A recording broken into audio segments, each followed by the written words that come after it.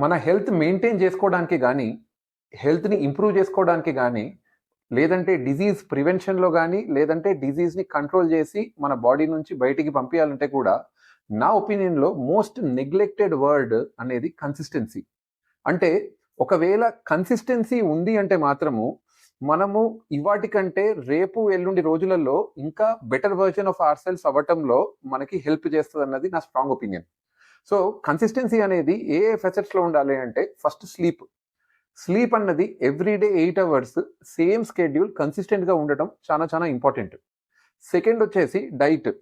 Diet కూడా exactly మనము specific టైమ్స్‌లో డైలీ తినటము అండ్ అది రెగ్యులర్ టైమింగ్స్ మెయింటైన్ చేయటం అన్నది చాలా చాలా ఇంపార్టెంట్. మూడోది వచ్చేసి ఫిజికల్ యాక్టివిటీ. ఫిజికల్ యాక్టివిటీ కూడా మనం రెగ్యులర్‌గా కరెక్ట్ టైమ్‌లో ఒక 45 మినిట్స్ డైలీ వర్కౌట్ చేయటం అన్నది చాలా చాలా important. And obviously water intake.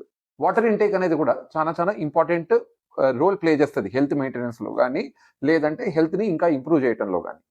ఈ కన్సిస్టెన్సీ అనేది ఈ ఫెసెట్సే కాకుండా ఒకవేళ డయాబెటిస్, బీపీ లాంటి రోగాలు ఉన్న వాళ్ళు కూడా రెగ్యులర్‌గా మెడికేషన్ ఏసుకోవటం, టైమ్ టు టైమ్ ఇన్సులిన్ తీసుకోవటం అండ్ బీపీ మందులు తీసుకోవటం కూడా మనకి ఫర్దర్ కాంప్లికేషన్స్‌ని ప్రివెంట్ చేయటంలో మనకి చాలా హెల్ప్ చేస్తది. ఇంకొకటి మనము కన్సిస్టెంట్‌గా ఉంటే మన పర్ఫార్మెన్స్ ఇన్ ఫిజికల్ యాక్టివిటీ గానీ అది డే బై డే బిల్డ్ అవుతది.